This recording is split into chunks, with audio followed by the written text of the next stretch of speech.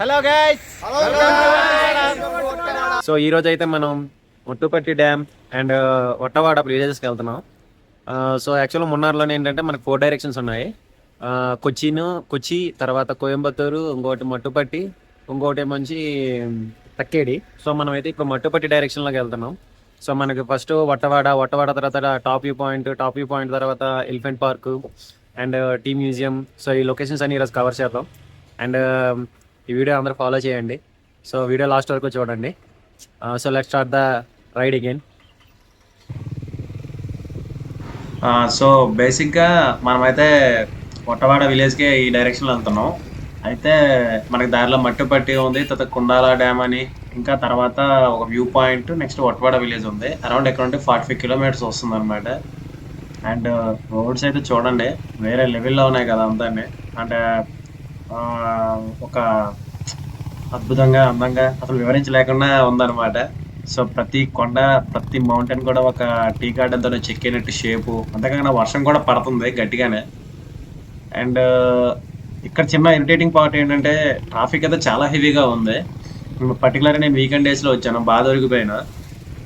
ఏంటంటే వెళ్ళిన దారి అంతా కూడా వెహికల్స్ ఉన్నాయి కాబట్టి సో అంటే మనకి ఆ పీస్ కొంచెం డిస్టర్బ్ అవుతుంది అనమాట.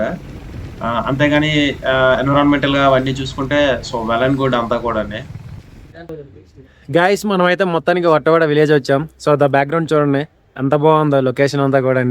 ఒట్టవాడని వెజిటేబుల్ విలేజ్ అంటాము, ఎందుకంటే మీరు కింద నుంచి చూడొచ్చు మొత్తం కూడా వెజిటేబుల్స్ పండిస్తున్నారు. స్ట్రాబెర్రీ ఫార్మ్స్, తర్వాత వెజిటేబుల్స్, క్యారెట్స్, రకరకాల బీట్రూట్స్ కూడా డిఫరెంట్ ఇవి ఉన్నాయి. సో లొకేషన్ అయితే చాలా అద్భుతంగా ఉంది. మనం ఇంకా ముందుకు వెళ్ళాలి.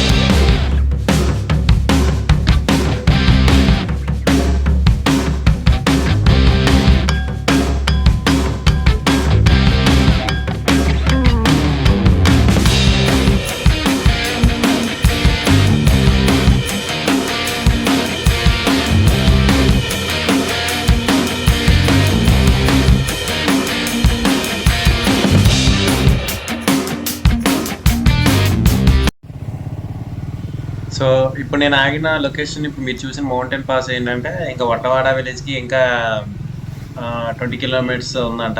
సో నేనైతే కింద ఉంటే విలేజ్ అనుకున్నా, ఇంకా ముందు ఉందంట. అయితే లొకేషన్ మాత్రం చాలా బాగుంది చూడడానికి. సో ఇక్కడైతే బాగా పీస్ఫుల్గా అనిపించింది. సో రైడర్స్ అయితే మాత్రం మామూలు జనాలు రాలేదు, బీభత్సంగా వచ్చారనమాట. సో రైడర్స్ అనేది ఏంటంటే వీళ్ళకి ఒక ప్యారడైజ్ అనుకోవాలి ఈ రోడ్స్ అవన్నీ కూడా. అండ్ యాజ్ యూజువల్ చెప్పా కదా, సో వీకెండ్స్ కాబట్టి ట్రాఫిక్ అలా స్టక్ అయిందో చూడండి. సో బేసిక్ ఏంటంటే ఈ ముందుకు ఒక మౌంటైన్ వ్యూ ఉందంట. సో దానివల్ల ఏంటంటే వెహికల్స్ అన్ని ఇక్కడ ఆపేశారు. ఇంకా అలాగే వెళ్తే మనకి ఇంకా ట్రాఫిక్ ఎక్కువే ఉందంట. నాకు ఇక్కడ నుంచి చివరి వరకు లైన్ కనిపిస్తుంది. సో మీరైతే చూడండి. సో నా ప్రిఫరెన్స్ ఏంటంటే వీక్ డేస్లో మీరు కొంచెం అవాయిడ్ చేయండి. సో ఇప్పుడైతే మనం టాప్ వ్యూ లో ఇంకో ప్లేస్కి వచ్చాము. సో ఇదైతే చూడండి ఇంకా అంత బాగుంది ప్లేసెస్ కూడా. చాలా మంది కూడా ఇక్కడ ఎక్కువ మంది ఉన్నారు క్రౌడ్. సో సైడ్ కి వచ్చి మాట్లాడుతున్నా. సో వెస్టర్న్ ఘాట్స్ వచ్చేసరికి ఏంటంటే ఇది average altitude 3500 metres, 1600 metres height ఉంటుంది. And the highest peak in Western Ghats అనేది అనైమలై హిల్ ఉంది. ఇది అనైముడి రేంజ్ అంటాం అనమాట వెస్టర్న్ ఘాట్స్ మొత్తానికి. సో అందులో ఇది ఒక పీక్ పాయింట్.